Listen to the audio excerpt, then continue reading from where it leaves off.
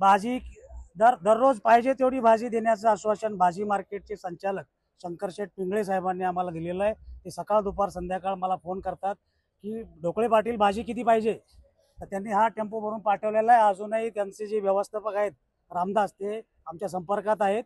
तर जेवढे दिवस लोक राहतील म्हणून दादांचं जेवढे दिवस आंदोलन आहे तेवढे दिवस एक्झिबिशन सेंटर नवी मुंबई आणि कांदाबटा मार्केट, मसाला मार्केट, भारती विद्यापीठचं शाळा आहे, पुन्हा तेरणा विद्यालय या ठिकाणी सोय केलेली आहे। जोपर्यंत दादांचा आंदोलन चालू आहे तोपर्यंत इथं आलेला समाज नवी मुंबईकर म्हणून आम्ही त्यांना उपाशी ठेवणार नाही। त्यांची सोय राहण्या खाण्यापिण्याची आम्ही करत आहोत। किती दिवस करणार आहे?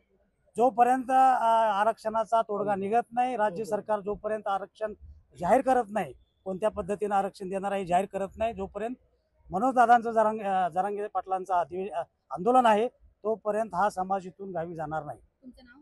गणेश ढोकळे पाटील, संयोजक नवी मुंबई।